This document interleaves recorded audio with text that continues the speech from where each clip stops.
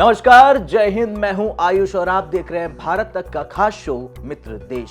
आज हम बात करेंगे एक ऐसी डील की जो भारत को समुद्र के रास्ते दुनिया का बॉस बना सकती है।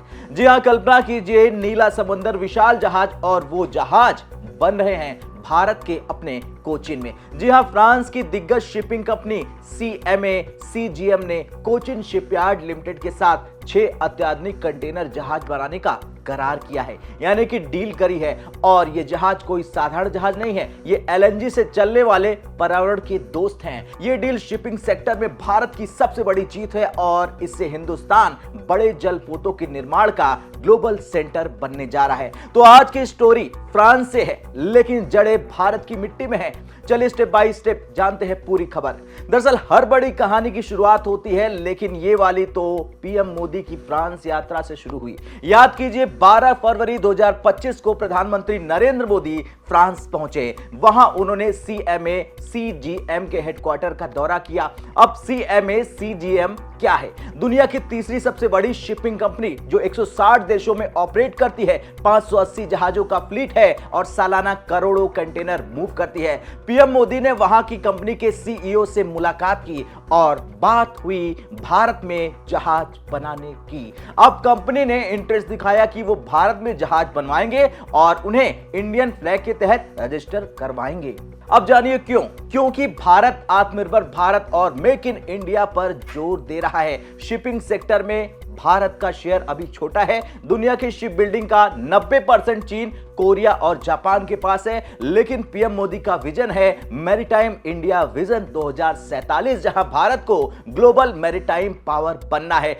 अब जरा जान लीजिए इस डील की पूरी वैल्यू, करीब $360 मिलियन, यानी कि 3000 करोड़ से ज्यादा। लेकिन ये सिर्फ पैसे की बात नहीं है, ये भारत फ्रांस की स्ट्रेटेजिक पार्टनरशिप का प्रतीक है। फ्रांस हमारा पुराना मित्र है, राफेल डील से लेकर न्यूक्लियर एनर्जी तक। अब शिप बिल्डिंग में दोनों साथ उतर चुके हैं। केंद्रीय मंत्री सर्बानंद सोनोवाल ने कहा कि ये साझेदारी भारत फ्रांस की गहरी रणनीतिक दोस्ती का प्रतीक है। चलिए अब जहाजों पर आते हैं। ये 6 फीडर कंटेनर शिप्स हैं, हर एक की कैपेसिटी 1700 TEU है।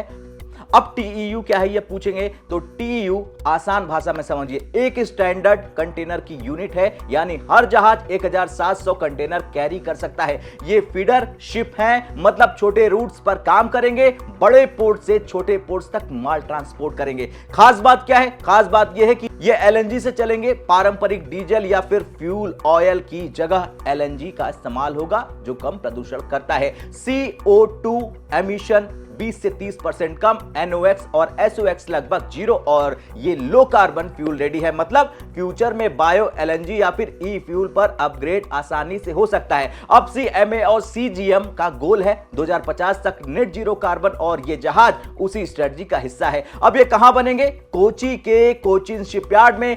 CSL भारत का सबसे बड़ा पब्लिक सेक्टर शिपयार्ड है, जो पहले नेवी के लिए जहाज बनाता था, लेकिन अब कॉमर्शियल में एंट्री कर चुका है। टेक्नोलॉजी ट्रांसफर के साथ साउथ कोरिया की HD हुंडई हैवी इंडस्ट्री से डील हो चुकी है, और Korean design Indian execution perfect combo है। और सबसे बड़ा पॉइंट यह है कि ये जहाज इंडियन फ्लैग के तहत रजिस्टर्ड हो जाएंगे। मतलब भारत का नेशनल फ्लीट मजबूत होगा और ग्लोबल मार्केट में भारत की ऑर्डर बुकिंग बढ़ जाएगी। जी हां, गवर्नमेंट की स्कीम से 23% सब्सिडी, जो इंडिया की कॉस्ट डिसएडवांटेज को बैलेंस करती है। अब सोचिए ये जहाज कब तैयार होंगे? पहला जहाज फरवरी 2029 तक और आखिरी 2031 तक, यानी 3 से 5 साल का प्रोजेक्ट, लेकिन इंपैक्ट लॉन्ग टर्म। अब CSL की ऑर्डर बुक अब 23,000 करोड़ के आसपास पहुंच गई है। पहले भारत जहाजों को इंपोर्ट करता था, अब एक्सपोर्ट करने उतर चुका है, जैसे बॉलीवुड हीरो जो विलन से लड़कर सुपरस्टार बन जाता है। अब ये डील सिर्फ 6 जहाज की नहीं है, हजारों जॉब्स की है,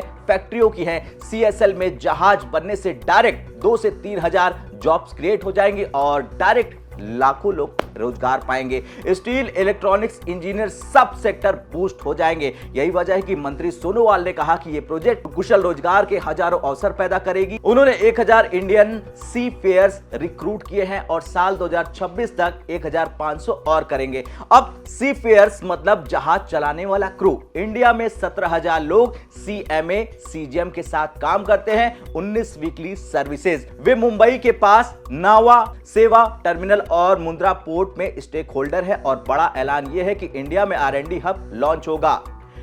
कैपजेमिनी के साथ पार्टनरशिप में focus AI, digital solution, supply chain और ऑप्टिमाइजेशन सब पर। अब मतलब इंडिया सिर्फ मैन्युफैक्चरिंग नहीं बल्कि इनोवेशन का हब बन जाएगा। भारत IMEC यानी कि India middle east Europe economic corridor का हिस्सा बनेगा जो ट्रेड को बूस्ट करेगा। अब यह डील कंटेनर मैन्युफैक्चरिंग और सस्टेनेबल शिप रिसाइकलिंग में भी एक्सपेंड करेंगी। अब भारत के शिप बिल्डिंग सेक्टर की बात करें तो 1947 से अब तक हमारा शेयर 1% से कम है, लेकिन मोदी गवर्नमेंट ने शिप बिल्डिंग को लेकर एक पॉलिसी लाई जो सब्सिडी देती है। अब CSL ने पहले नॉर्वे से ऑर्डर बुक किए, भारत तक ने आपको दिखाया भी था, लेकिन ये सबसे बड़ा फॉरेन कमर्शियल ऑर्डर है। ये जहाज ग्रीन है, LNG से चलेगा। अब क्यों महत्वपूर्ण है? क्योंकि shipping industry global GHG emission का 3% कंट्रीब्यूट करती है। LNG से एमिशन कम होता है और भारत का कमिटमेंट नेट जीरो 2070 तक है और ये डील उसी दिशा में महत्वपूर्ण कदम है। अब आते हैं उस हिस्से की जो हर बड़ी सफलता के पीछे छिपी रहती है। जी हम बात कर रहे हैं चुनौतियों की, क्योंकि कोई भी क्रांति बिना रुकावट के नहीं आती है। ये CMA CGM वाली डील भारत के लिए गेम चेंजर है, क्योंकि शिप बिल्डिंग सेक्टर में भारत को अभी बहुत कुछ करना बाकी है। चलिए पहले चुनौतियों पर नजर डालते हैं, फिर देखते हैं कि फ्यूचर कितना ब्राइट दिख रहा है। सबसे बड़ी समस्या क्या है? सबसे बड़ी समस्या है कॉस्ट हाई होना। भारतीय शिपयार्ड में जहाज बनवाने की लागत ग्लोबल कॉम्पिटिटर से 20 से 30% ज्यादा है और ये सच्चाई भी है। क्यों? क्योंकि मटेरियल कॉस्ट हाई है, इलेक्ट्रॉनिक्स, इंजन पार्ट ज्यादातर इंपोर्ट होते हैं, लेबर प्रोडक्टिविटी भी कम है। कोरिया और चीन में एक वर्कर जितना काम करता है यहां उतना नहीं है। हाई बैंक शिप बिल्डर को हाई रिस्क मानते हैं, लोन महंगे मिलते हैं। अब दूसरी सबसे महत्वपूर्ण चीज है कि स्किल्ड वर्कर्स की काफी कमी है और ये सच्चाई भी है। शिप बिल्डिंग में स्पेशलाइज्ड स्किल चाहिए, welding, pipe fitting, LNG system, इसके साथ ही साथ इंस्टॉलेशन और डिजिटल डिजाइन टूल्स, ये सब बहुत मुश्किल वाली चीजें हैं। भारत में अच्छे IIT हैं, अच्छे ट्रेनिंग सेंटर्स हैं, लेकिन स्केल बहुत छोटा है। कई एक्सपर्ट कहते हैं कि प्रोडक्टिविटी गैप की वजह से प्रोजेक्ट्स में डिले हो जाते हैं। CSL जैसे यार्ड्स में हाईली एक्सपीरियंस वर्कर्स हैं, लेकिन नए प्रोजेक्ट के लिए हजारों स्किल्ड हैंड की जरूरत होती है। चलिए अब आते हैं आखिरी पॉइंट पर जहां सब कुछ कनेक्ट होता है।